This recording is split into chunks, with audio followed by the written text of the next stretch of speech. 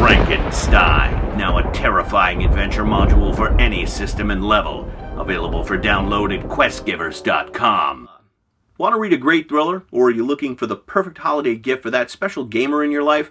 I highly recommend Game Wizards, The Battle for Dungeons & Dragons by Jon Peterson. Spoiler alert, I absolutely love this book, and we're going to talk about it today on Dungeon Craft.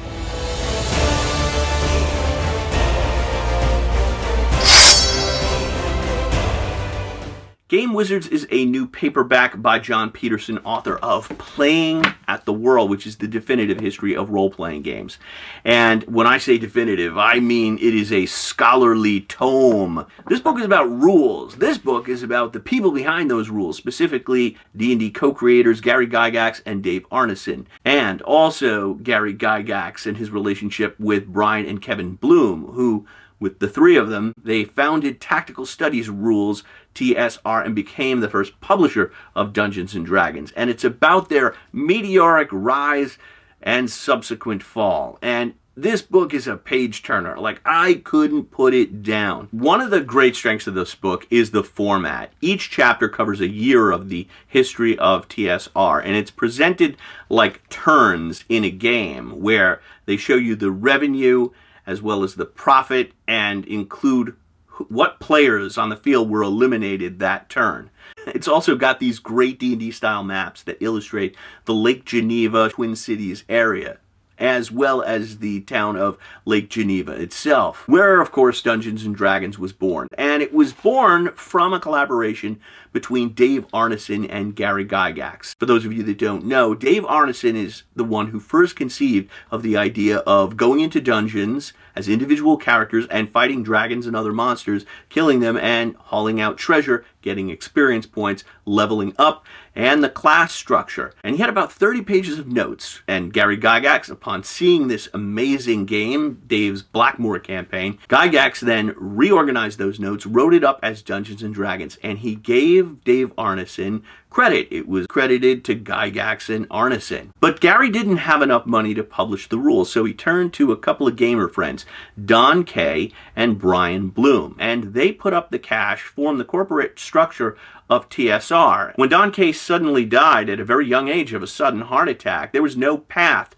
for what should be done with his stock. So Brian Bloom's father, Melvin Bloom, bought the stock and subsequently transferred it to his son, Kevin. At this point, the Blooms held about 50% of the shares of TSR, and Gygax held the other 50%, and they ruled as a triumvirate. They hired many people from the Twin Cities area, friends and acquaintances of Dave Arneson, including Dave Arneson himself, to develop this new Dungeons & Dragons game. Many of the names that'll be familiar to old-school Dungeons & Dragons players pop up in this book. Names like Mike Carr and Tim Kask and Donald Sutherland, and it describes what each of them did with this fledgling company. But as Dungeons & Dragons got more popular, the relationship between Arneson and Gygax soured. Arneson moved from the Twin Cities to Lake Geneva, but he didn't really have a good time there, and he quit within the year, although he was still a minority shareholder. As co-author of the Dungeons & Dragons game, he was entitled to royalties, which he got, but he always suspected the executives of withholding some of those royalties. As D&D exploded into the public consciousness with interviews in the Wall Street Journal and People magazine, Gygax was constantly referred to as the creator of Dungeons & Dragons, and people would leave out Arneson, and that created a lot of resentment on Arneson's part. Originally, D&D's rules were spread out through a number of booklets, but in the mid to late 70s, Gygax codified them into Advanced Dungeons & Dragons, which he maintained was a separate game from the original D&D line, and as a result, Arneson should get no royalties from that. Arneson, of course, disputed that, saying Advanced D&D was a revision of the old game, and he sued. And it led to a multi-year-long lawsuit that still serves as precedent for copyright law. If you don't know, game rules are copyrightable, the actual rules themselves as written, but game concepts, like if you want to have a game with hit points and armor class, you can do that as long as they are not written and copied directly from the Dungeons & Dragons books, and as long as you don't call it Dungeons and Dragons. So the game's authors were listed as Gygax and Arneson, even though Gary had written the entire thing word for word. But Arneson had created all the concepts, but it's the concepts that can't be copyrighted. For example, the owl bear. Arneson invented that, and it appears in the first D&D books and in subsequent basic set revisions. So when it hit the monster manual, is he not entitled to some residual payment because of owl bears? Well, courts had to decide that. And while that was going on, Gygax was also feuding with Avalon Hill, who ran the Origins game fair.